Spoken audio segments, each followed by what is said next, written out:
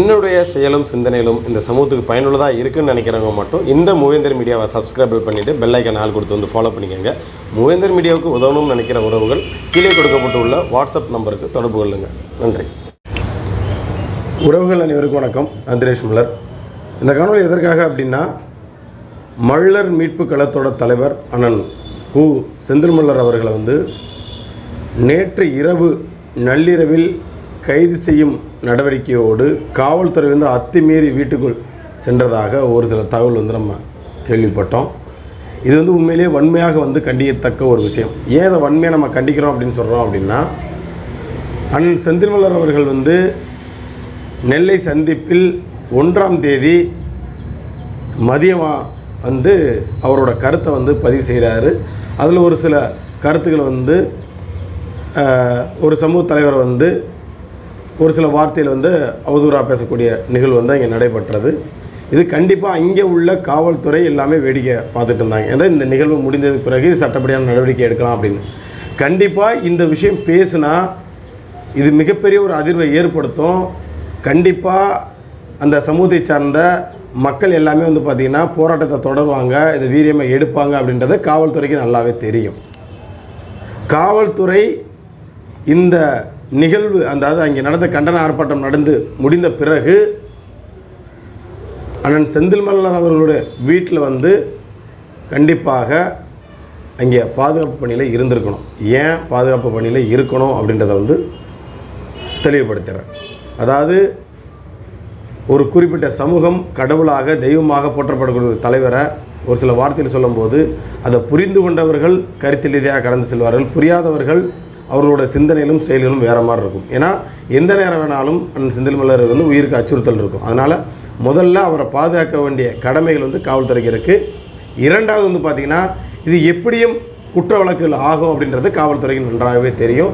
அதனாலேயாவது அங்கே அண்ணன் செந்தில் மல்லர் அவர்களோட வீட்டில் 2 காவலர்களை அங்கே அமர்த்திருக்கணும். இப்படி பண்ணிவிட்டு அண்ணன் செந்தில் மல்லர் அவர்கள் மீது எல்லாரும் வழக்கில் தொடரும்போது சட்ட சீரொழுங்கு பிரச்சனைக்காக அண்ணன் செந்தில் மல்லர் அவர்கள் வீட்டிலே வச்சு நீங்கள் கைது செஞ்சுருக்கலாம்.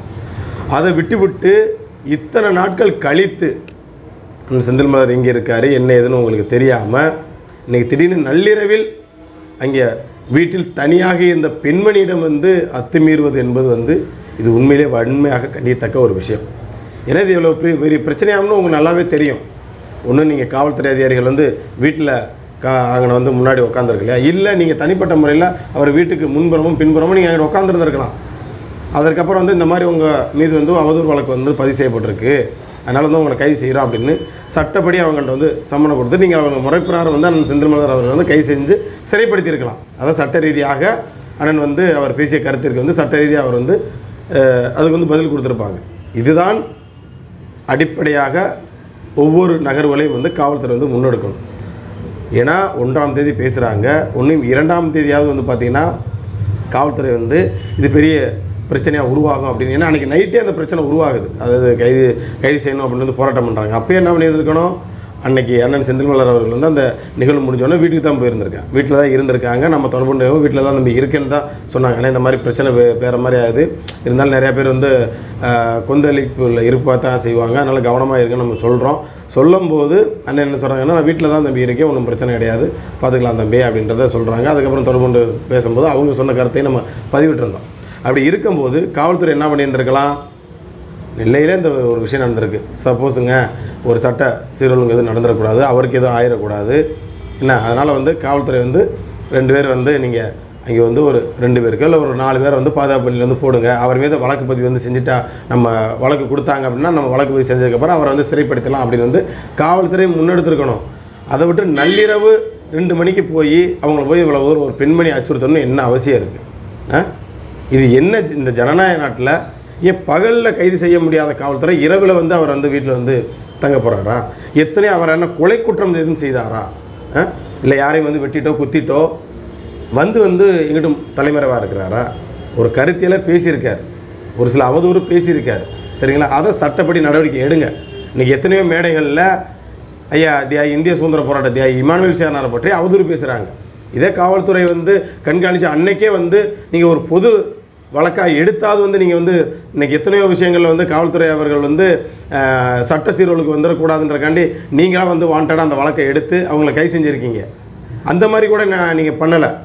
தொடர்ந்து அரசு வந்து தேவேந்திர குல வேளாளர் சமூகம் நீண்ட ஆண்டுகளாக போராடி ஐயா தியாகி இமானுவேல் சேனார் அவர்களுக்கு வந்து அரசு விழா வேண்டும் அப்படின்னு வந்து போராடி இன்றைக்கி நாங்கள் அரசு விழா அறிவித்ததுக்கு பிறகு ஒரு அரசு விழா அறிவித்ததுக்கு பிறகு ஒரு குறிப்பிட்ட நபர்கள் அந்த சமூகத்தை நம்ம குற்றம் சாட்ட முடியாது. அந்த சமூகத்திற்கு தன்னை வளர்த்து கொள்வதற்காக ஒரு குறிப்பிட்ட நபர்கள் திட்டமிட்டே வெட்டுப்பட்டு செத்தவனுக்கு வந்து குரு பூஜையா, வெட்டுப்பட்டு செத்தவனுக்கு வந்து அரசு விழாவா, வெட்டுப்பட்டு செத்தவனுக்கு வந்து மணிமண்டபமா, ஏன் வந்து தேவையில்லாமல் அரசோட பணத்தை வந்து வீணாக்குறீங்க அப்படின்னு வழக்குகள் தொடர்றது, இது போன்ற செயல்களெல்லாம் தொடர்ந்து முன்னெடுத்தாங்க. அப்போ இதெல்லாம் வந்து காவல்துறை வந்து சட்ட சீர்குலைக்கு வந்துடக்கூடாதுன்னு அன்னைக்கு காவல்துறை நடவடிக்கை எடுத்திருந்தால் இன்றைக்கி இது போன்ற ஒரு சிக்கல் வர்றதுக்கான வாய்ப்புகள் வந்து இருந்திருக்காது. சட்டத்தில் என்ன சொல்லுது? கொலை செய்தவனை விட கொலை செய்ய தூண்டியவன் தான் முதல் குற்றவாளி அப்படின்னு சொல்லுது. ஏவனும் அவன் தான். அப்போ இவரை இந்த அளவுக்கு உணர்வை தூண்டி விட்டது யார்? அவரை பொதுத்தலங்களில் அவதூறு பேசியது யார்? பொதுத்தளத்தில் அவரை இழிவுபடுத்தி பேசியது யார்? அவர்கள் மீதெல்லாம் ஏன் இந்த காவல்துறை நடவடிக்கை எடுக்கலை அப்படின்னு தான் எங்களோட கேள்வி. நாங்கள் மறுபடியும் சொல்கிறோம், இந்த சமூகத்தின் மீதோ இல்லை இன்று போராடக்கூடிய அந்த சமூகத்தை சார்ந்த இயக்கங்கள் மீதோ எங்களோட குற்றச்சாட்டு கிடையாது. இந்த இரு சமூகங்களுக்குள்ள சிக்கலை உருவாக்கும் விதமாக தேவேந்திர குல வேளாளர் சமூகம் தெய்வமாக கடவுளாக போற்றப்படக்கூடிய ஒரு தலைவரை, ஒரு அரசு இந்திய சுதந்திர போராட்ட தியாகியை அறிவித்த ஒரு தலைவரை இவ்வளவு தூரம் பொது வழியில் பேசிய நபர்களை ஏன் காவல்துறை இதுவரையும் கைது செய்யப்படலை? அண்ணன் செந்தில் மலரை கைது செய்ய துடியக்கூடிய காவல்துறை இன்றைக்கி அண்ணன் மல்லர் பேராயத்தோட ஒருங்கிணைப்பாளர் அண்ணன் தமிழ்மாறன், எழுத்தாளர் தமிழ்மாறன் அவர்களை கைது செய்த இதே காவல்துறை ஏன் தொடர்ந்து பொதுத்தலங்களில் இரு சமூக பிரச்சனைகளை உருவாக்கிய பேசிய உணர்வுகளை தூண்டிய நபர்கள் மீது ஏன் இதுவரைக்கும் காவல்துறை நடவடிக்கை எடுக்கலை? அப்போ காவல்துறையும் சாதி ரீதியாக செயல்படுதா அப்படின்ற ஒரு கேள்வி எங்களுக்கு எழும்புமா எழும்பாதான்? நீங்கள் சொல்லுங்கள், என்ன காரணம்? நெல்லையில் இருக்கக்கூடிய அண்ணன் தமிழ்மாறன் ஒரு எழுத்தாளர், மல்லர் பேராயத்தோட ஒரு தலைமை ஒருங்கிணைப்பாளர். அவரை நீங்கள் வந்து முறைப்பெறார் இந்த மாதிரி நீங்கள் கண்டன பொதுக்கூட்டம் அரங்கேற்றனால தான் இந்த கூட்டத்தில் ஒரு சிக்கல் நடந்தது, உங்கள் மீது வந்து வழக்கு வந்து பதிவு செய்ய சொல்லி இந்த மாதிரி உங்கள் மீது வந்து அழுத்தம் கொடுக்குறாங்க அந்த சமூகத்தை சார்ந்தவங்க, அதனால் உங்களை கைது செய்கிறோம், நீங்கள் வாங்கினா உங்களுக்கு சம்மணம் செஞ்சாலே அவர் முறைப்பெறார் வந்து அண்ணன் தமிழ்மாறன் வந்து ஸ்டேஷனுக்கு வந்திருப்பாங்க. அதை விட்டுட்டு நள்ளிரவில் கைது செய்வதற்கான காரணம் என்ன அச்சுறுத்தல்? இது ஒரு அச்சுறுத்தலாக நாங்கள் வந்து பார்க்குறோம். ஒரு தவறு ஒருவர் செய்தார், அவரை சட்டப்படி நடவடிக்கை எடுங்க, சரிங்களா?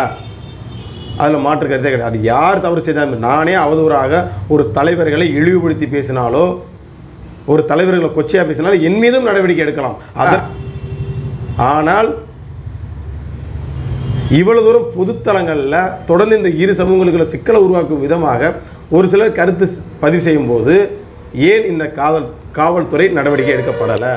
இது எங்களுக்கு ஒரு கேள்வி எழும்புது. அப்போ யாருக்கு இந்த காவல்துறை வேலை செய்யுது? தொடர்ந்து தென் மாவட்டங்களில் மல்லர் சமூகமாக இருக்கட்டும், மறவர் சமூகமாக இருக்கட்டும், நாடார் சமூகமாக இருக்கட்டும், இல்லை கோனார் சமூகமாக இருக்கட்டும், இன்னும் பிற சமூகங்கள் தொடர்ந்து அந்த பகுதியில் கொலைகள் வந்து அரங்கேறிக்கப்பட்டே இருக்குது.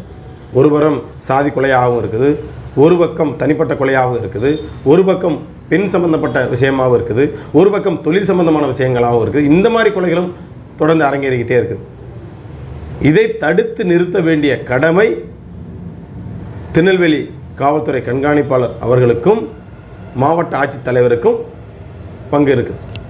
தொடர்ந்து எந்த சமூகம் அதிகமாக பாதிக்கப்படுதோ அவங்கள் மீதே வந்து ஒடுக்குமுறை செய்வதும் இது தொடர்ந்து அரங்கேறிக்கிட்டு இருக்குது.